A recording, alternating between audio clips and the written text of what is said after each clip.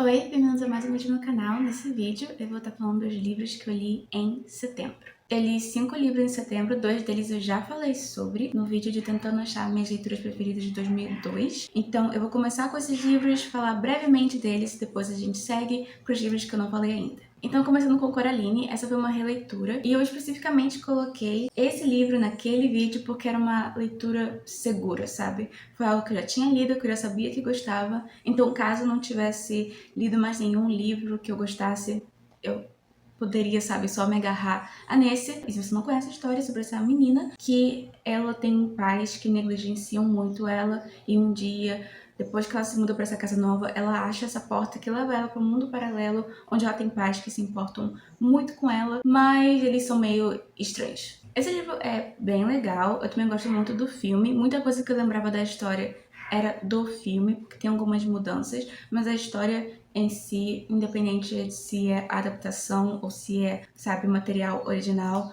muito bom, muito divertido, e tem uma parte muito boa que eu marquei aqui, que eu gostaria de falar sobre. Era verdade, a outra mãe a amava, mas a amava como um avarento ama dinheiro, ou um dragão ama seu ouro. Aos olhos da outra mãe, Coraline era uma posse, nada mais.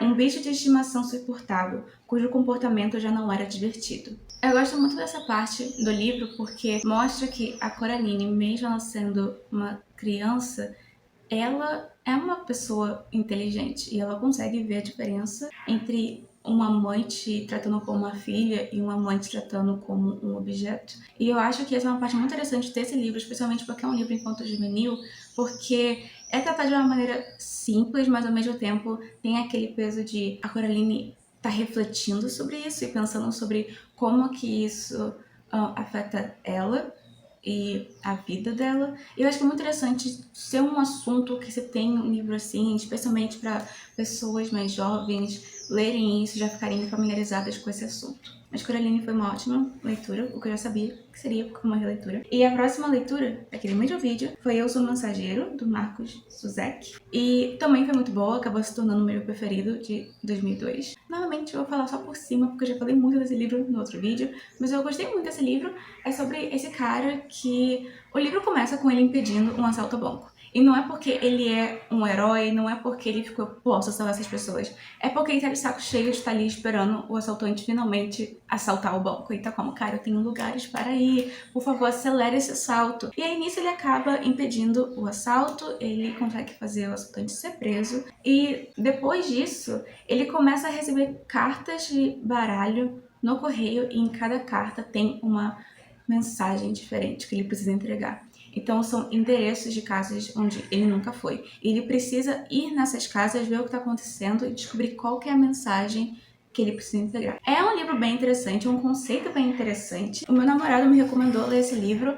Eu quase coloquei ele na lista de 2002 de primeira e eu fiquei, cara, não tô afim. Eu não acho que eu vou gostar desse livro, porque esse autor, ele tem outros livros que eu conheço e eu fiquei, eu não me interesso por aqueles livros, então não vou me interessar por esse. Mas meu namorado falou, eu já li esse livro e eu acho muito legal, você devia ler. Eu acabei lendo e eu fico feliz que eu peguei a recomendação dele, porque esse livro, na verdade, é bem legal e não é nada do que eu esperava que fosse. A escrita é bem fluida e eu achei o livro bem engraçado. Tem alguns comentários aqui e ali que eu achei meio desnecessários sobre, tipo, mulheres e o corpo das mulheres. Especialmente, tipo, tem um comentário, alguns comentários bem específicos sobre o corpo de uma menina de 15 anos que eu achei extremamente necessário, mas isso aí, né, não afetou completamente a minha visão geral do livro, e eu achei que foi um livro muito bom. Eu só iria preferir que não tivesse essas partes, mas mesmo com essas partes, o todo do livro ainda é muito bom. O próximo livro é Good Girl Bad Blood. Esse é o segundo livro da trilogia de Manual de Assassinato para Boas Garotas. Esse livro foi muito bom, foi bem interessante. Eu não estava esperando que ele fosse ser da maneira como ele foi, porque eu meio que assumi que todos os livros seriam basicamente iguais em formatos, que no caso seria um assassinato que aconteceu há muito tempo e a personagem principal vai lá e investiga. E o segundo livro não é assim. O que está acontecendo no segundo livro, na verdade, é que uma pessoa perto da personagem principal desaparece. E ela meio que obrigada a investigar esse desaparecimento porque a polícia é inútil. Nesse livro e também na vida real, né? Mas ela é obrigada a investigar isso e coisas vão escalando, até chegar no final. Tem o plot twist de sempre. Esse plot twist, eu vou dizer, eu fiquei um pouquinho incomodada porque eu senti que veio um pouquinho, sabe, do nada, mas eu entendo o que a autora quis fazer e eu aprecio o que ela fez, mas eu não achei esse livro tão bom quanto o primeiro, e eu também já li o terceiro, não pode ler nesse vídeo, vai ser pro próximo, mas também não é tão bom quanto o terceiro. Mas esse segundo livro é bom, ele faz um bom papel de uma sequência, e eu sinto que ele cria também uma boa entrada pro último livro da série. Então é um bom livro, mas, sabe, eu tenho mais problemas com ele do que eu tenho com o primeiro livro. A Pipa continua sendo muito burra, o que é bom de certa forma, porque assim ela fica uma personagem consistente, mas ela é burra, isso me incomoda muito.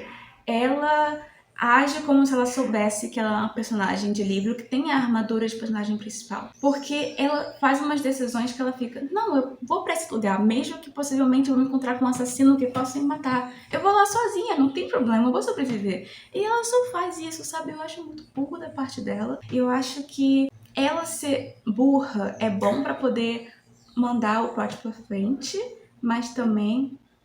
Eu falei muito estranho isso, né? Mandar o plot pra frente. De qualquer jeito, eu acho que é bom ela ser burra pra mover o plot, mas também é chato de ficar lendo sobre uma personagem que deveria ser muito inteligente e ela é, às vezes, sendo muito burra em momentos que, se ela fosse inteligente de verdade, o que, como eu disse, algumas vezes ela seria o tipo de pessoa que critica, sabe, as pessoas fazendo isso. E, novamente, movimento plot, mas é chato. Eu acho que tem outras maneiras de fazer isso, onde ela não fica parecendo tão estúpida, mas foi o jeito que foi feito e fazer o quê? Mas eu ainda gostei muito desse livro e eu gostei do mistério. Dessa vez é algo que tá acontecendo agora. Então, é uma investigação que ela está fazendo em tempo real, enquanto as coisas estão acontecendo, e é muito interessante de ver isso, especialmente porque eu tava esperando que os livros fossem manter o mesmo formato, mas ter esse mistério que tá acontecendo enquanto ela tá investigando e ver como ela tá investigando alterando algumas coisas, não é isso? Qual que é a palavra? Eu não lembro a palavra. É tipo, ela tá, sabe? Ela tá fazendo as coisas e isso causa consequências. E faz mais coisas aparecerem.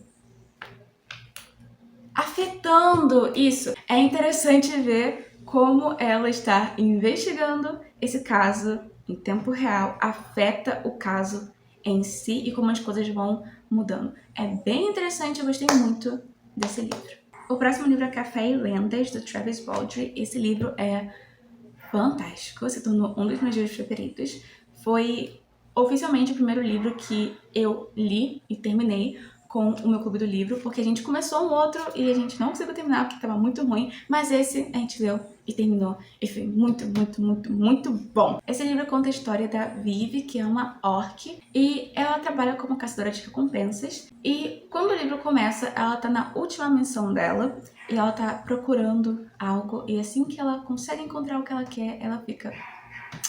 Paz e amor, gente, acabou pra mim eu fazer outra coisa. E o que ela decide fazer é se instalar em uma cidadezinha e abrir a cafeteria dela. E esse livro é muito, muito bom. Cai dentro do gênero de cozy fantasy, muito gostosinho de ler. Esse livro me deu vontade de ser o tipo de pessoa que toma café. Porque eu não tomo café, eu não gosto do gosto em si, mas também cafeína me dá ansiedade.